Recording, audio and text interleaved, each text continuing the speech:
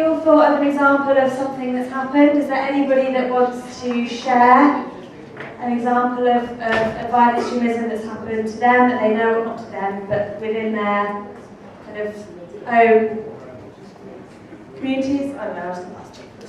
Yeah, so recently one thing that is very in topic in India is the attack on Muslims in Delhi, in northeast Delhi, due to the CAA protest.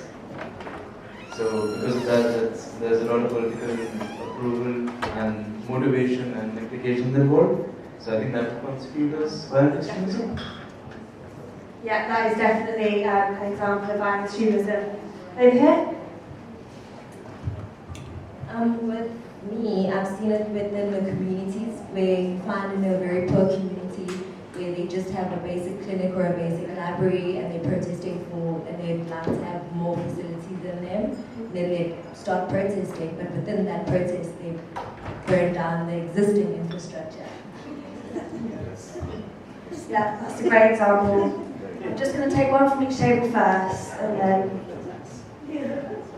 Well, my example is xenophobia. Xenophobic attacks that have taken place in South Africa pretty much a couple of times, and most recently in Pretoria, where community members came into solidarity to attack and even burn some foreign nationals because they felt that they were contributing towards crime in the country.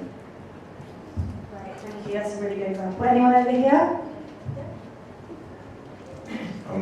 We had a discussion about perspective in terms of what is violent extremism, and we were using the example of liberation movements and how, from one perspective, a liberation movement can be labeled as violent extremists, but from another perspective, say of the community or the people they represent, they are liberators. So that is just part of the conversation we're having. I hope to continue having it with the rest of the team. Great, yeah, that is really important. One person's freedom fighter is another person's terrorist, kind of how it goes. Did anyone have an example though of an actual, instance of violent extremism within your own kind of communities? A few years ago, there was a shooting at a mosque in Quebec, where several members of that community were killed, and it was largely racist. Yeah, that's a really good example. Canada. See, that was an example in Canada. I couldn't think of one. Over here.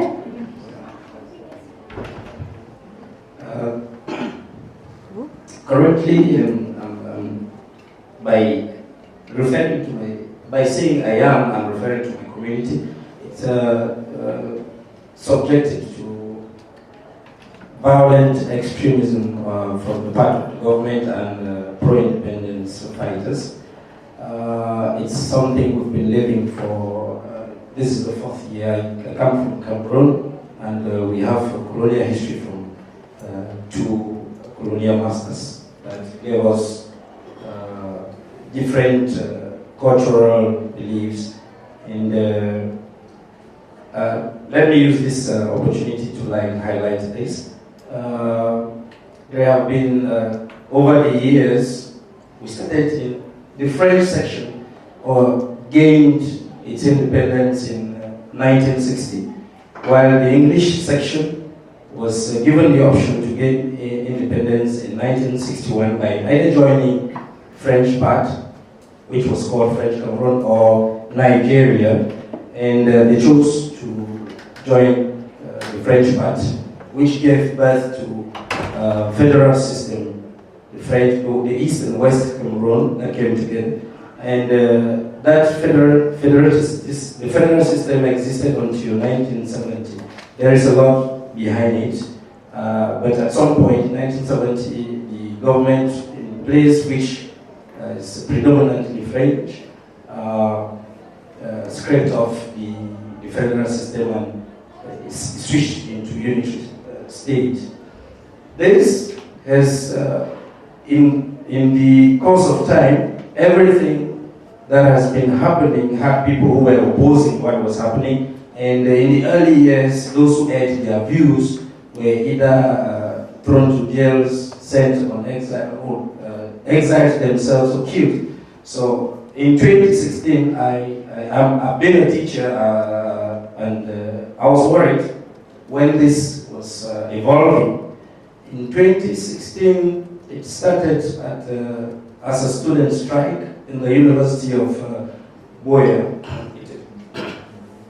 The University of Buea is based in the southwest region, and that strike is what I mentioned yesterday. What caused that strike is what I mentioned yesterday that I was leading to. I was heading to tackle for my own umbrella. The embraced digital system of payment, and the administration was exploiting students by setting very strong and brief, short-noticed deadlines for payments against a penalty. So my group at graduate level had, I went to my department when I saw the deadline approaching. That portal had not been opened for us to make payments. So I went to the department and raised the worry that they have said at this date, by the end of this date, if we don't do this payment, we would have a penalty of 10,000. That's around, the conversion rate is $550. $1 is 550 francs. So I went to the department, they assured us that we will not be included in that process. Permit me elaborate a bit so you can help me use your voices to raise this concern so the world can look into it critically, because people are dying, and I'm actually losing relatives as well. So when I went to the administration said if the portal is not open for us, that means we will not be affected by the deadline. Will be reconsidered, but that wasn't the case when it was gone past the deadline. So I rallied graduate students under my umbrella, and we wrote a letter. The day I was taking it to the campus, all of that students from other faculties were pissed by that decision and decided to decry it. So when they went to the administration, the then Vice Chancellor called in police officers when they went to the streets protesting on campus actually, and they came in with violence. I mean, they let the police officers who came, instead of quelling down things, they brought in violent means and caught students. I narrowly escaped. I would have been in jail probably, because the students who were picked, I witnessed it myself, because when I was heading to the office closed like 5 minutes before I got to it, when the strike had started around the central administration. I took back the letter, but I met with other students at the level of the central administration. Walking from my headquarters to the central administration, the place was already militarized. So if I didn't use a different course as a wise person, my wisdom to say, let me see how I can get back to my family before this thing degenerates, I would have been caught. The students who were arrested, robbed into mud and whatever, ended up, we don't know how it ended up with them. They have never been accounted for. So that led to, coupled with what other civil society activists had been decrying and asking the government to address, teachers of secondary school said, if you don't react to the letters we've been sending to you, by next academic year, which was due September 2016, they will go on a strike. The politicians thought they would play the same tricks. And in that September, lawyers and teachers formed a consortium and used that powerfully to table their problems and said these problems should be addressed or we will not continue. They gave a period to the government, nothing happened, and they called a strike, a sitting strike. So the government tried using force. From 2016, November 2016 till late 2017. People were being killed. On the 1st of October 2016, people went on the streets with peace plans, protest when the lawyers and the teachers called for the strike. And in that protest, 6 people were shot dead by government forces. I lost the junior brother of my in-law in that process. The very first killings affected me. And the whole of that morphed into a terrible and complex situation for the government to handle using brute force.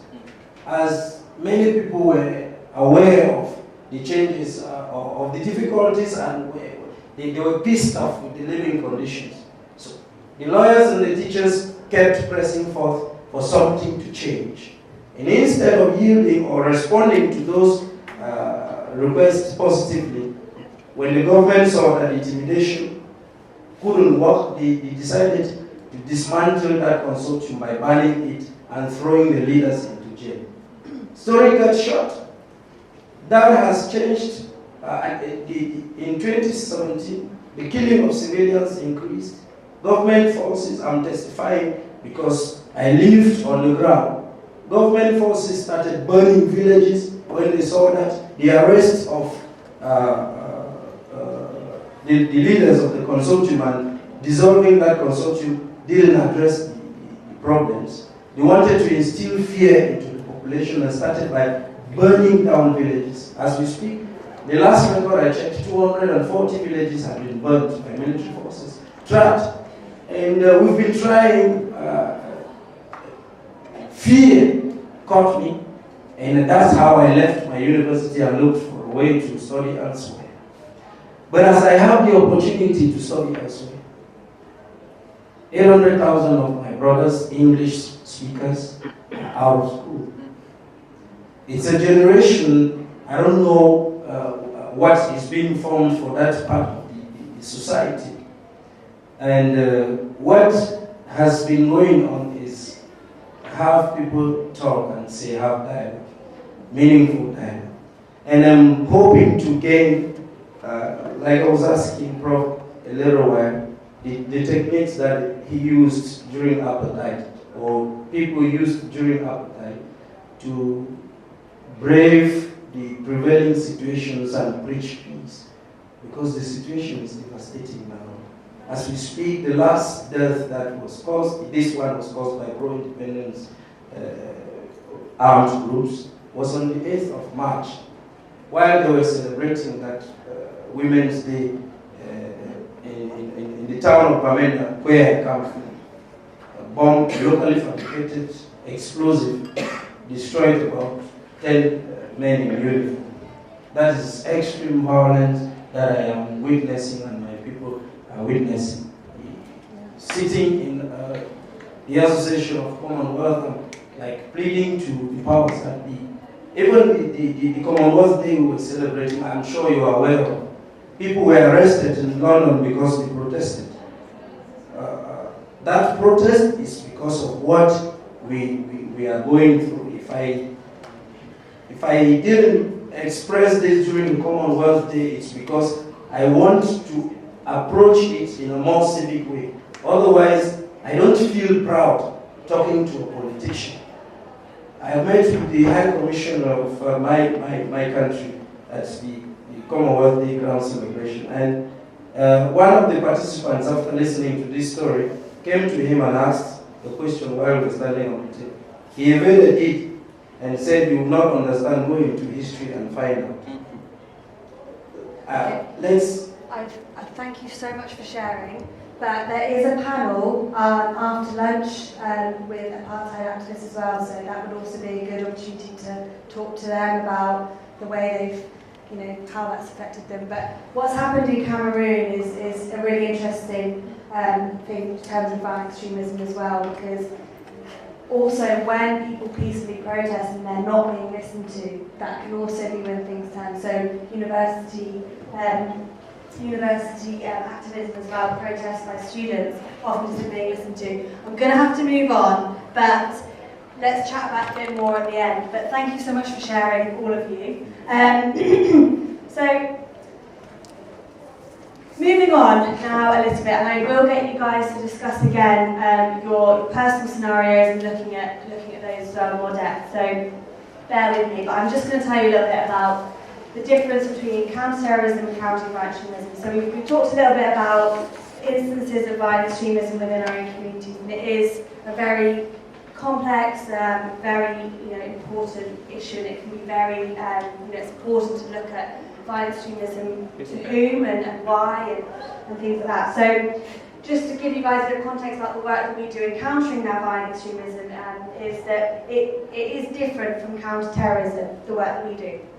And counter-terrorism is more the kind of hard power, so that the kind of military approach against terrorist groups, terrorist plots. So what countering violent extremism, or CVE, is the soft approach. So looking more broadly at why people might turn to violent extremism, looking in depth at situations like in Cameroon and trying to have that more soft approach as opposed to just going in and trying to hunt particular terrorists or foil certain plots and using that kind of hard power.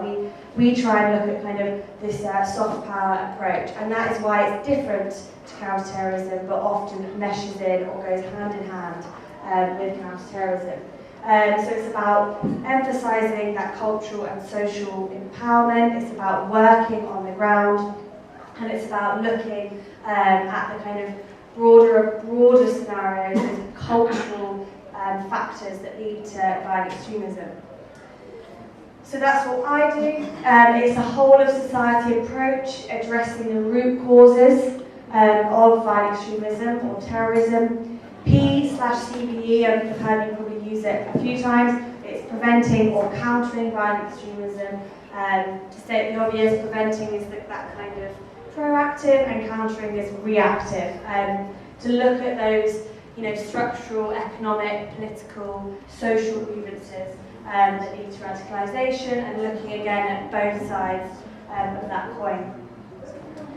So our approach, I'll just whiz through this, is not about, we actually do some work in Cameroon as well, working really closely with kind of on the ground groups, but it's not about parachuting in and saying this is what you need to do to PCV in your country. It's about actually talking to agents of change like yourselves and actually saying, right, where are the gaps here and what can we do? Which I think is really important, especially in Commonwealth sector. So quiz for you all, just to lighten the mood a bit. I'll give you the answers. Okay, a memory quiz. Just in your groups, if you can't quite remember, you guys are at a disadvantage maybe. Just discuss, hold on, I can't even work at the presentation. So guys, can I get you just in your groups to discuss the answers to each of these? And then I'll give you the answers in a minute. Would you like me to read out the questions for those in the back? Yes. Yes? Yeah. So, over the past decade, terrorists have killed an average of how many people worldwide each year? Is it A, 21,000, B, 30,000, C, 50,000, or D, 100,000? I'm not going to ask you guys because I think you saw. So, and number 2, in 2017, terrorism was responsible for what percentage of global deaths? 5, 10, 1, or 0.05? Terrorism tends to be very geographically focused. 95% of deaths in 2017 occurred in which 3 of the following continents? Africa, Middle East, North America, Europe, South Asia. And 4, roughly how many South Africans are estimated to have joined the extremist group ISIS so far? 30 to 60, 60 to 100, 100 to 150, or over 150. So, you guys, I'm sorry. We can discuss. Why did you select the Asian?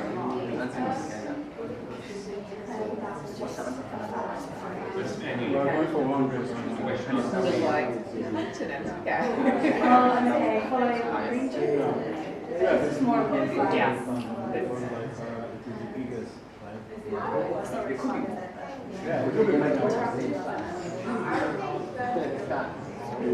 don't you use the Why don't you use any Because I was having notes.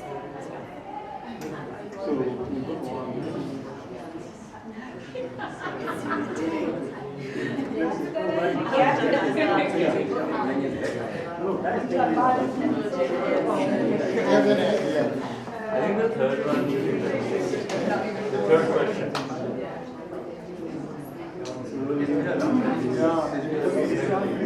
Can you remember the answer to number 4? Yes. Did you see all of them? Yeah. Why did you not see? I just saw the first two, but not the other. I'm very curious, so oh, okay. Okay, so what do you think the answer is? If you didn't see the bottom, what do you think the answer is? So number 3. Do you think it's just the middle? No, this is in which city?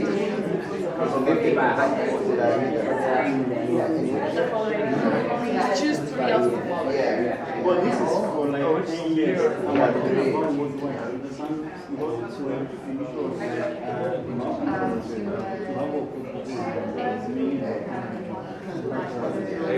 I think so. That's all it was. I see that.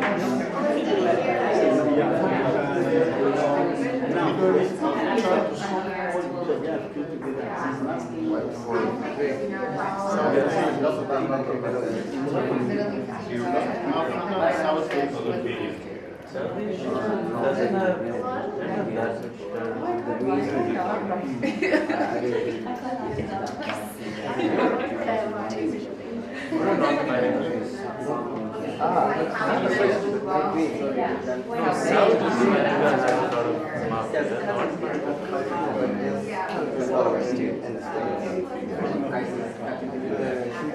There is. That's very small. It's Okay, guys. In the interest of time, I'm going to just kind of also things, some of you saw the answers already. I'm just going to run through. So what do we think the answer is to number 1? How many? Don't yell out, some people didn't see. We have flags. Any tables want to kind of give an answer? You can yell it out. Apart from front table. Anyone? Yeah? What do you think? C? Yeah. You guys think C, so you thought 50,000 back? D, 100,000. A. So the answer was actually A, 21,000. Each year, don't forget, but I'm glad that everyone saw your answers. In 2017, terrorism was responsible for what percentage of global deaths? What do we think? D? So you think 0.05? Okay. A? C? And in the back? D. So the answer was actually D, 0.05%. Which is interesting. But then when you put it in your own answer. Okay, number 3. Terrorism tends to be very geographically focused. What 3 areas did 95% of death in 2017 occur in? I'm going to start with the back table. You probably didn't see me just show the answers again. What do we think of the back? Yeah? So you pick 3. So you've got Africa, Middle East, North America, Europe, and South Asia. So from those 5, which 3 had 95% of death?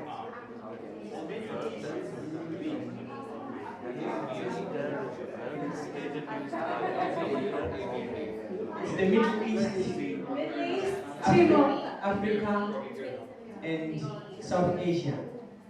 Yes, that is correct. So that was the Middle East, Africa, and South Asia. Now finally, roughly how many South Africans are estimated to have joined ISIS so far? have 30 to 60, 60 to 100, 100 to 150, or over 150. What do you think? The same? B. 60 to 100. You guys? B as well? A. A, you know. Yeah, it is actually A, 30 to 60.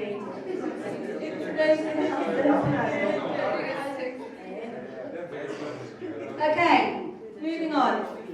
So, after that incredibly fun little interlude for you all, so looking at the drivers of violent extremism. So, again, this is with the caveat that I don't want to oversimplify anything, and it's important to, again, look very broadly and understand that it's incredibly nuanced. But what we try and do is we try and look at the drivers in a very individual and context-specific manner, as well as trying to look at the broader push-pull factors, which I will talk about. What we really try and do is to not make assumptions about any group or individual, and let local insight and analysis actually inform what we as a unit do. So from the first off, we work very, very closely with local actors, because it would be pointless to make assumptions about why or who or what. So there's no one-size-fits-all theory, but it is useful, and it can help inform our activity with that caveat, to look at push-pull factors and to try and then look at mechanisms that could be used to prevent violent extremism. So, push-pull factors, I hope you can see that. Essentially, push factors are society-level factors, so the structural conditions that might push somebody to become radicalised or to have extremist views. So, you have economic or political exclusion, poor governance, human rights, global and regional politics.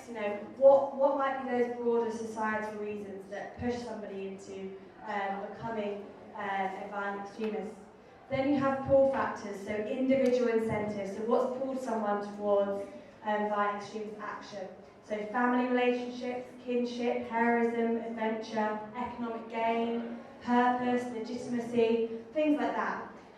Obviously that list isn't exhaustive at all. And group dynamics and lack of resilience. So it's most often a group-related phenomenon, so it's important to understand group dynamics, or whether there is group dynamics or not. Resilience, so the preventative factors that enable groups and individuals to resist violent extremist messages, narratives and recruitment. So, for example, having someone that cares about you or being exposed to different ideas and opinions. So as I said before, I've given some examples. They are not exhaustive at all, and it is a very kind of context-specific and individual look at it. But it's helpful to look at these factors, especially when trying to think about ways we could mitigate the circumstances that lead to violent extremism. So I'm going to just talk through. So this is what we kind of try and think of when we think of why somebody might become violent extremism. You've got these grievances, these general things that push someone to become more radical in their views, and then these pull factors which might lead them to be a violent extremism. There's nothing to stop them, and that creates a breeding ground and people very, very susceptible to being recruited or to becoming violent extremists. So again, it is a more simplified look at things, but it does help us to understand. Now, for this activity next, I'm going to combine two activities in the interest of time. So in your groups, I'd like you to pick an example. So you all thought of an individual example. I'd like you to discuss and pick one example of violent extremism, and I want you to think about push and pull factors for that. What might have been a push factor, a society level factor that's kind of pushed people to feel that way, and what might be an individual pull factor for that. So just jot down some ideas. I'll go back to the other one. So I think in the interest of time, look at one rather than each one. And I'll go back to this so you guys can think about it. So pick one in your groups and think about push and pull factors for that.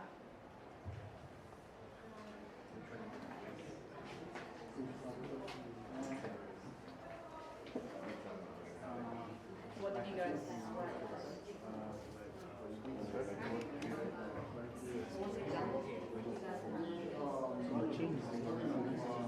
They changed tropical.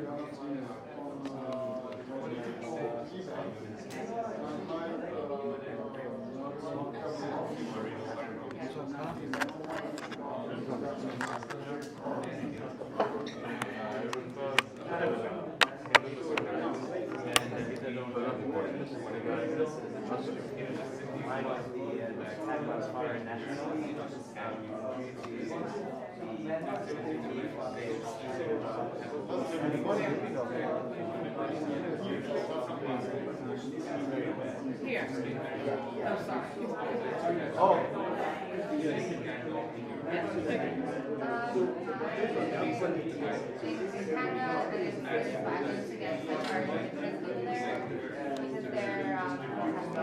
If you have a few examples that are similar, you can maybe do a more broader examples that you have, you know, perhaps on certain group that you can finish that broader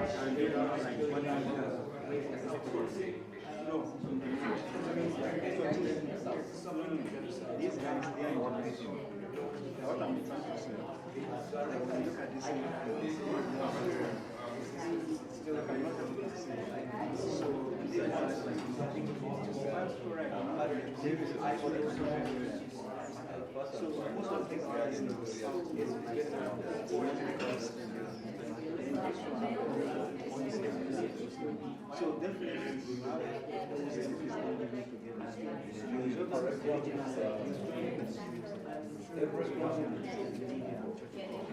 so they started. No, I wanted to change the thing of the volume, but they were sense what did put the wrong channel. Put channel one, we put our channel 2, then you set the thing up. You don't have the thing. Don't put channel 2. If we set it up for channel 3, the sound. That's right. They're quite contrast with the country at the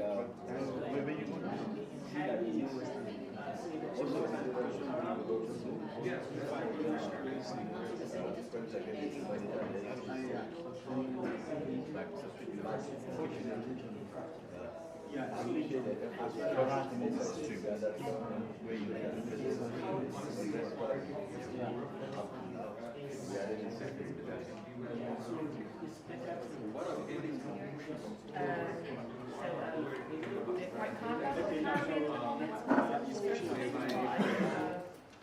And especially the business in China. Didn't meet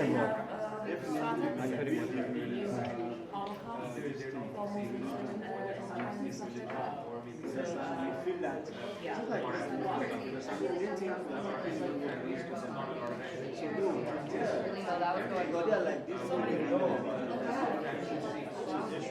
it's either my religion or your religion.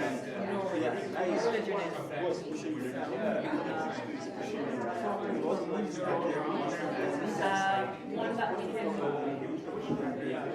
identify. Also, so very different. Yeah. I mean, we can also like what we want to do back to the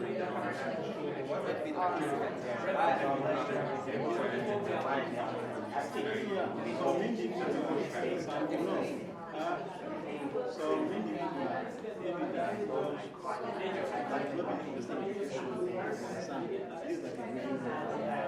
not so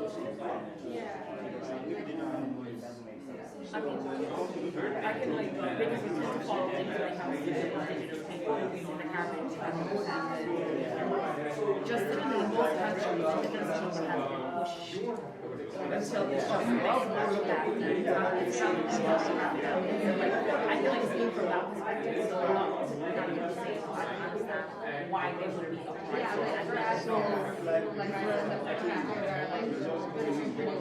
Well, the thing is that like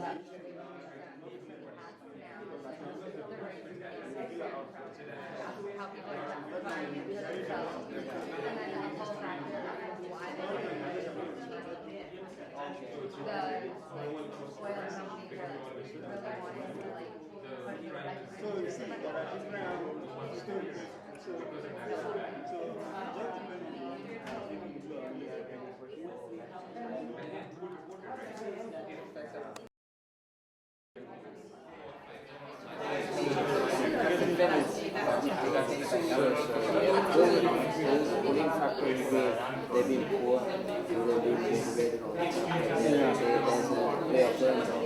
then they are giving us the question. They don't want to cook. They recruit for very rural villages. And they don't understand some of the Yeah. I don't like to speak about it because this is more professional, like myself, like but this is professional for myself. Yes, it doesn't make any sense. This is like related So, to the black so for somebody that we were here for maybe like not educated, just in time and together. Like I know it wasn't the example to say, but like if we put them together, The only thing I want is more at the table, that way we can talk about different evidence factors. So like one's currently still happening and or just recently begun again, and this one is this end is still real after how it goes. If you understand like why you give to yeah, like even funny, like with the I mean, so they're being paid by the government. The more is not the one the government is doing it. Poor governance, therefore they decide to take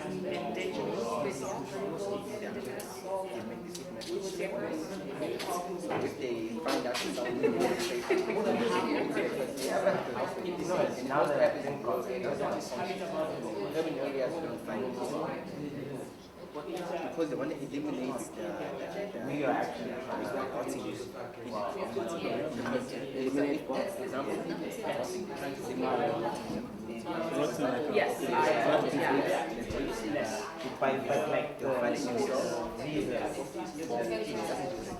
sometimes I think they were talking about employment. yeah, sure. But like if someone comes with a PhD, of course he's gonna get a job because he has a PhD. But you were telling us here yesterday that irrespective of intelligence. Yeah.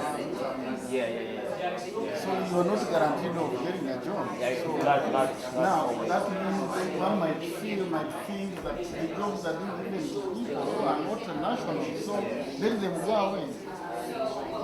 But how is that an issue though? a lot of graduates don't have jobs, So they feel the jobs could be there in and case. but they do hire foreign nationals, right? Just that they pay cheap labor. They pay them. They pay them less than they would pay the graduates. So push factors and frustration. Educated graduates who are unemployed. So unemployment is a huge push factor. Okay, so maybe not so much the similarities, but the difference.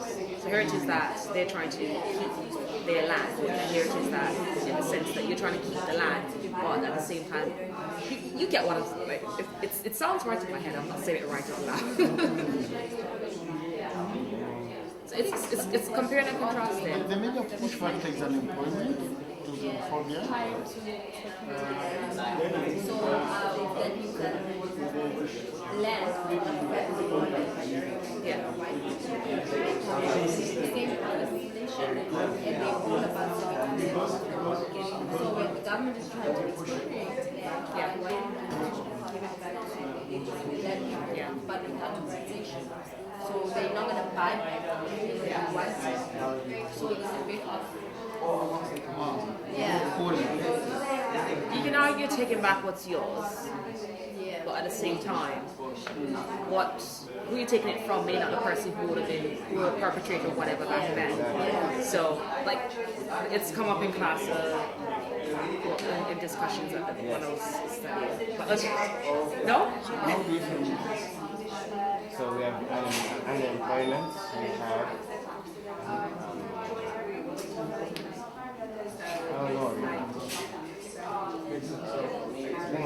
crime.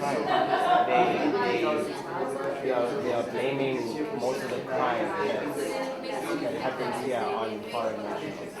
For example, drugs. They like to pin this on them. I wouldn't know how to word that.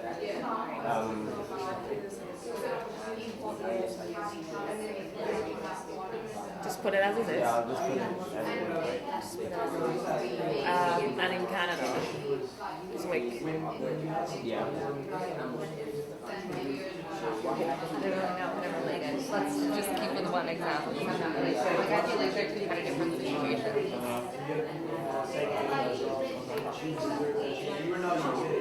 Okay, guys, just a few more minutes on the push-pull factors. Foreigners accepting being under pain, and they want to make space for Don't want to be too late for us. Is that a push factor for? So yeah, just jot down a few push and pull factors for the example that you've thought of. so that you guys can Economic have a gain, bargaining power. definitely number one. Has everyone? I feel like the table at the back are having some big philosophical debate about it. Anyway, so does everyone have an example and some push-pull factors written down? Yeah? Yeah. Guys, do you have an example and some push-pull factors noted? Didn't get there. Were you having a debate about extremism? Brilliant. No, that is really good. Can I just get you to those next few minutes? Okay. So we mentioned brotherhood, belonging, supporting their personal belief system or culture, and then personal benefits through like release. Yeah, so they are some really, really good factors. They are pull factors though. So they are okay, cool. Yeah, so push factors would be political, feeling politically excluded, social inequality, things like that can be quite broad, that might lead someone to feel quite ostracised from society, and then that leads to that sense of, finding a group with similar views and that sense of belonging. But before we come back to that, in the interest of time, I want you guys to keep those examples in your mind and those push-pull factors. And I'm going to show you some examples of some mechanisms that could be used to prevent violent extremism. Now, because we don't have loads of time today, we can't really, deep dive into all of these. So these are kind of broader examples of what could be done. And I just want to encourage you guys to maybe think of something in broader terms, and then after this session you could go away and maybe think more specifically, come and chat to me, and think more deeply on these. But just to give you an idea of what kind of we try and do and what can be done, and maybe get you guys to think about something, be it broader or more specific, that could be done about that example that you have in front of you. So what we try and do, and what essentially this session and why I'm here is a good example of shaping norms against violence. So bringing people together and getting us to reject violent narratives and trying to be champions of those changing norms against violence. Increasing that resilience to violent extremism, strengthening those protective factors. So, are there community initiatives that help to employ, young people, which could then mitigate those push and pull factors?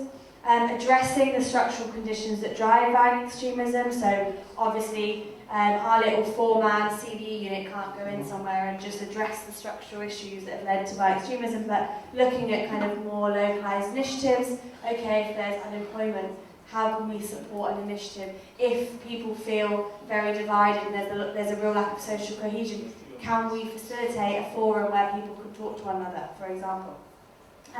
Counteract the benefits of using terrorist tactics. So if someone is pulled by infamy, by money, by people they think understanding, what can be done then to kind of stop them from turning to violent extremism or terrorist groups, to find that, and how can we counteract what those benefits might be perceived to be. Divert those at risk away from violent activity. So intervention, rehabilitation. A big thing is people becoming radicalised to violent extremism in prisons. They get arrested for something, a petty crime, and then by the end of it they come out violent extremists. So how can we intervene there? What can be done? And make it harder for terrorists to recruit. Now that's a whole other debate about online social media recruiting. Violent extremism online is huge, and we're quite involved as a unit in what we call PTUI, which is preventing terrorist use of the internet. But it's again a very, very hard, fine line to tread, because you can't stop people from going online and posting something, really. But you need to be able to discern when that actually becomes dangerous. But how could there be something like a social media campaign to reject violence? That's something that's going on in Bangladesh at the moment. We're working with a group of young people there who are doing a campaign to create a counter-narrative online. Things like that. So I'll give you a few minutes. I know it's not loads of time, but maybe just think of a couple of things that could be done, a couple of mechanisms with that example in front of you, and then we'll feed back to the group quickly and then close off. Okay? I mean, like, what's happening? Go. No? Go. What? Not like. Wait, what? No, go. Like, with what's happening, like,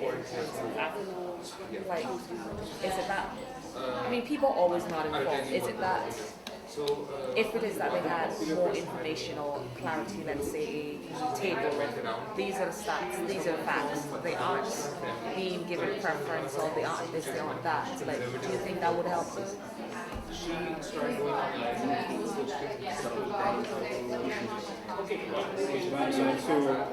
like, in what specific way are we going to use hard power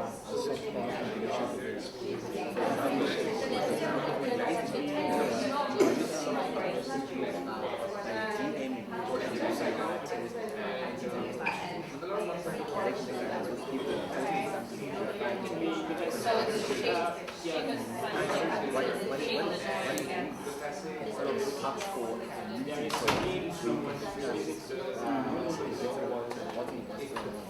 Harder power, blocking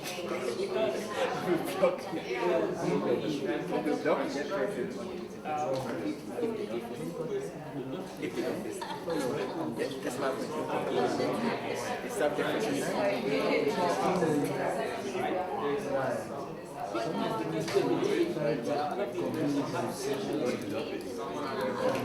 Yes.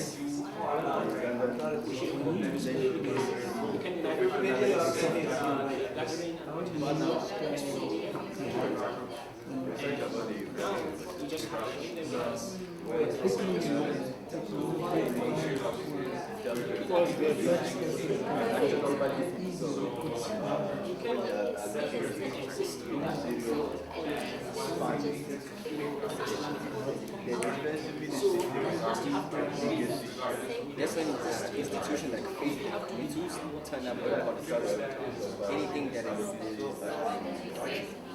along the like very well. So then I was thinking we can talk about mass enlightenment, mass public enlightenment. Yeah, like if government is awareness of the danger of all these things that we're saying. Understand? Now, making awareness, you can go to share, not even just even on the major road. You can put in something that signifies unity. That can show that okay, every part of the country is one, and you are one, and it is the unity. Understand? That is needed. So I think once you can do that, now apart from that, like national TV and roles of others, media. So like it can be very constant, it can be active. A small awareness. Mass public awareness. We watch on TV, kind of watching programs and unlock your desire.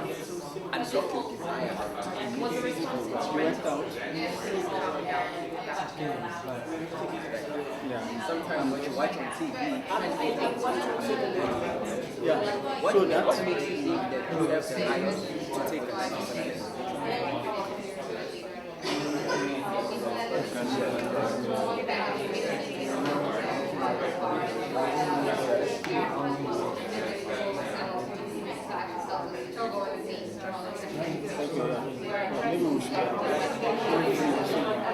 specific issues.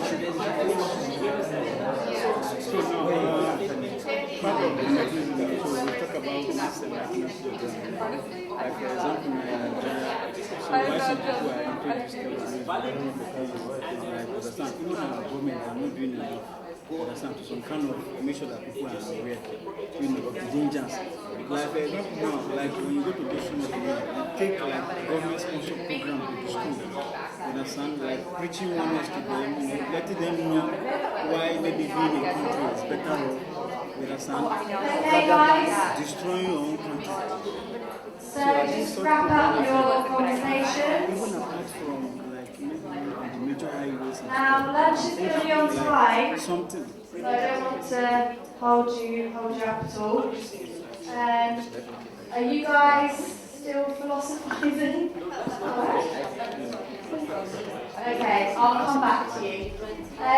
Can you all nominate a speaker or somebody nominate themselves to speak? And I just want you to just tell me the example that you came up with, some ideas about push-pull factors and something that could be done. You guys?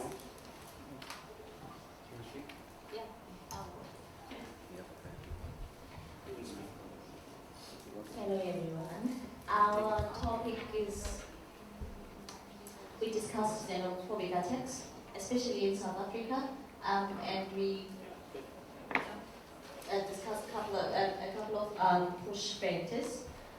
First of them being the fact that there is better opportunities, so people, especially in the African continent, seem to leave their countries and come to South Africa in search of better job opportunities. And other push factors might also be immigration regulations. You find that in other countries around the world, it is not easy to come into that particular country. Their rules, their laws, they are strict. But when it comes to South Africa, people come and go as they please. One more thing is the thriving economy. We find that in South Africa, maybe our currency is 2 to 4 times, or even more than that. In terms of the strength, it is like stronger than the currencies in other countries. So when people leave their countries to come to South Africa, it's actually an economic benefit. And then when it comes to pull factors, I think first of all we agreed that it is that just the stereotypes. People have the mentality to believe that when a person is from the other country is like totally different and should be treated differently. I remember when we went to India and when we checked in at the airport, there was a place labeled foreigners, and we asked ourselves how it feels to be called a foreigner. So what we do to others, it came back to us, and it really does not feel right. So I guess it's the stereotype saying that when we are in South Africa, it is only South Africans who are entitled to the resources of the country. So when a person is from another country, they should not have access to such resources. And then lastly, it's race relations, or we can maybe just put it as ethnic relations, whereby it is important that we teach kids that people from other countries are also the same as ours. And then moving right along to the solutions, we have 3 possible solutions. First one being the border control, which we believe that if the government and leaders may just put more stricter rules and regulations in place, perhaps it won't be easy for people to come and go as they please. The second one is the community level dialogues, where people would come together and be taught about the importance of treating others with the same level of respect and stuff like that, so people can be able to be taught about the importance of sharing resources of their countries and stuff like that, because especially in South Africa, one of the issues that we face is the mere fact that it is believed that it is only the people from other countries who come into our country and commit crime. So in as much as they are South Africans, like committing crimes, for example, selling drugs and stuff like that, but in a broader context, it is not described as that. It is now labeled as if the people from other countries do this and that. And then lastly, maybe it would be advisable to have policies in place that protect immigrants. So wherever you go, you can be a foreigner in another country. So you might want to have the freedom and the security of knowing that you are protected and feel safe wherever you are. Great, thank you. This table, moving on. If you would like to speak here, go on. Okay, we spoke of, okay, it's two, but because they fall under the same, it was acid throwing and dishonoring. Well, acid throwing it was an example from Pakistan where a male would approach a female, whether it's for a relationship or anything of that sort, and if the female rejects him, then in retaliation, they would throw acid in the face of that woman. And then... I've learned London too, actually. Is it? Yeah. And then the other one is dishonor killings, whereby if someone has dishonored the family, then the family with that small community would come together and probably kill the person as a way to restore honor back into the family. So we found that the push factors for that would be societal pressure, it would be failing government, because we find that these things happen in poverty-stricken. It's not really in places where people are rich, and so it would be things like that. And then the pull factors would be ego and pride, and people having that self-entitlement and always feeling more important than the next person. And then ways to combat it would be petitioning for laws to change, trying to come together and changing certain beliefs, because as much as the beliefs may work for for the whole group, for an individual it might not be the same. Yeah, brilliant. Thank you so much. Great. Yeah, we've had some instances of that happening in London as well, about acid throwing. So it's something that is really, really important. Thanks, guys. So, guys over here, who would like to speak? Go on. I'll just pick you otherwise. Well, we have also spoke about the attack on foreign nationals. Can everyone listen, please? We also spoke about the attack on foreign nationals that's taking place here.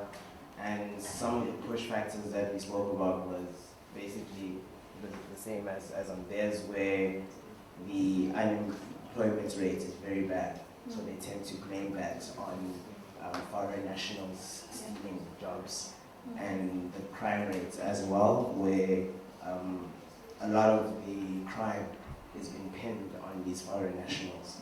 Pull factors is South Africans feeling that with the removal of foreign nationals, then they will be able to get more jobs, and then there's some sense of unity where they are just being, if it's just South Africans, then they feel like they are at home in a sense. In terms of ways to counteract that, I would say maybe to host some sort of peace dialogue to try and bridge the gap and try to identify some common aspects, common attributes between the two groups, so that we can understand that we are much more similar than different. Yeah, great, thank you. We have a similar thing where immigrants are blamed for taking all jobs but also being layabouts that don't work. It's a lie. Okay, this table here. Okay, here in our group, so we are discussing about Boko Haram actually in Nigeria. So some of the push factors that were identified, we have politics, then we have poor governance, as well as societal factors. Now, politics is very relevant here actually, because like how the whole problem started was simply because of politics, you know? Like some opposition tried to make the country maybe ungovernable for maybe its fellow opponent, with a son that was in power. So as a result of that, the problem got degenerated. Now, we also have poor governance in the sense that government is not actually doing enough. Because when it started, so the necessary thing that government should have done to forestall the problem maybe like declaring state of emergency, putting high military presence. So government didn't do that. So it was when the whole thing have snowballed and it become the ethnicity. Now religion is very essential because like Nigeria, we're actually a very diverse country. So the northern part of the country is mostly Muslim, while the southern part is Christian.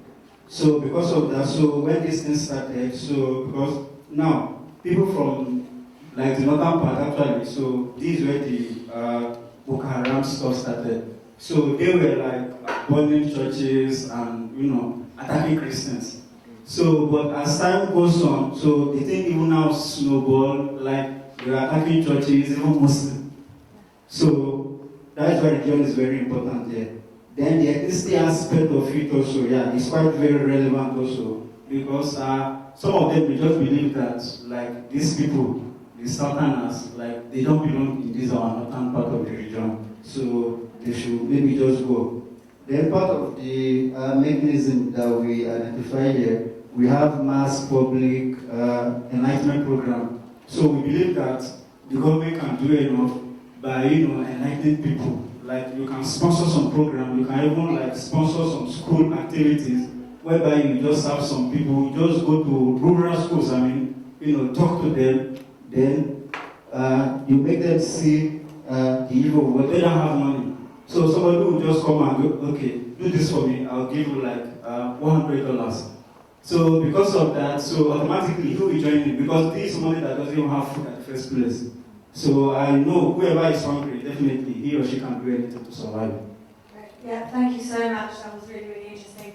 Guys, do you have an example? Great.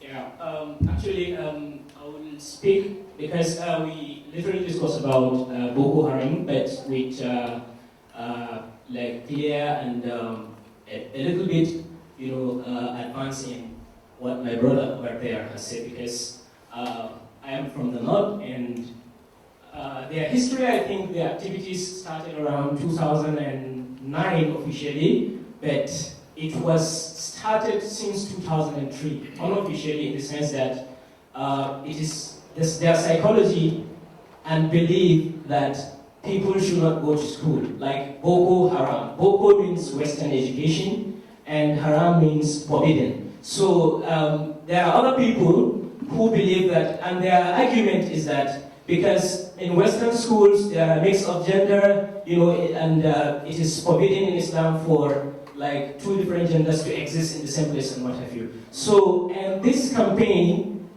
gave them more opportunities because there are more people that believe, yes, these people are right. So, in 2009, they started attacking government facilities, trying to tell government that, yes, this is what they want to impose on people, that people should not go to school. There were a lot of debates among the Islamic scholars then because there are other people who are Islamic scholars who are Sunni who disagree with them due to the nature of the country, saying that the country have 49% of the Muslims, 49% of a Christian. And you cannot say that we cannot go to school because the government and the system of the country adopts a Western education and English as official language as the minimum qualification for you to get job and what have you. So you are not the only people existing in the country, therefore you cannot exist the law that only favors you. That was the agreement among the scholars. Then this attack on government facilities led to the killing, to the arrest of their leader, which is Muhammad Yusuf, who was later executed by the police. So after his death, I think there was a documentary on Al Jazeera which spoke more about there are other innocent people who were killed who are not members of the Boko Haram. So that particular incident gained them a lot of sympathy from the other people who think that the government was not right by brutally killing even the innocent people, or they were supposed to sit down with them and dialogue with them. So it was later in 2011 when their new leader announces himself as Muhammad Shekau, who later explained their name is not Boko Haram, is Jama'at Ahl Sunnati Lidawati wal Jihad. That is the people who follow the path of the Prophet and Jihad. So they started attacking churches and mosques They attack Muslims that have different views about what they believe. They also attack churches. And they moved to the extent of abducting schoolgirls, which we can remember Chibok girls, 209 girls who were later abducted by these people, and they married them, they forced them to convert into Islam and married them. Some of them even have children when there was negotiation between government that led to their release, because there were about 5 of them who get back. Some even get back to 2 kids with them because they spent years on abduction. They also abduct about some girls in Dutch school, and this particular activity happened in the northern part majorly, but it is inflaming the population and the situation because it escalates. Now Boko Haram is a threat to the West Africa, not only Nigeria, because they even attack in Chad, they attack in Niger, they attack in Cameroon. So, and we talk about the push factor, which we dwell on imposition of Western culture, because there are other, when they are preaching, they say this English is brought by the Western people in order to deviate you from the teachings of your religion. So, and also there are structural issues, system not in line with the religious teachings, because the reason, another reason they use to convince people is that, yeah, don't you see that when they come to you, they say you go to school, and they mix you up for you to be disobeying the religious teachings. So, part of the food factor, we talk about motherhood belonging to, or supporting to, them. Because it was believed that they acquire weapons, because in around 2010 to 2015, they even acquire more weapons than the army. Yes, because they got their weapons. Some believe they got their weapons after the war in Libya, so they acquired some weapons from that. And so 2010 to 2015, they were controlling about 20 local government in Borno State, which is their major headquarters. And the Borno State have 27 local governments. So imagine the state that have 27 local government and the Boko Haram were controlling over 20 local governments. There were a lot of success from 2015 to 2019 in terms of the military approach, in terms of, because they were not holding any local government in Nigeria, but still they attack, because even recently, after 2 months, I think, last year, December, they killed about 30 people, they burned them. And the distance between where they were burned and the capital city of the state is not up to 15 kilometers away. So you see, the distance is not even much. So we believe that there are still need to be done in terms of the approaches, in terms of the funding, because many people even believe that corruption exists in the military, in the sense that if there is no Boko Haram, some top military personnel will not get money to do some other things, because if there is Boko Haram, definitely government will fund the military, and some of the top military generals will get money. So they don't want Boko Haram to be eliminated. So, and we talk about the mechanism, on how to prevent, that is the preventive measures. We talk about social norms and preventing violent actions. We also talk about education, because we need to orient our people the needs, because the Prophet Muhammad say that go and seek knowledge, go and seek education, even if it is far, far to China, because China is the farthest from the Middle East and one. So even if you have to go there, and the Prophet did not specify either the education should be Western or otherwise. So there is no specification. So there is need to orient people more on the importance of education and the value it has. And there is need also to orient people to understand that since we are existing as a country which has Muslims and Christians, we have to believe in what we share in common and respect our differences. Thank you very much. Thank you so much. Yeah, I'll come just to kind of wrap up a little bit from my end.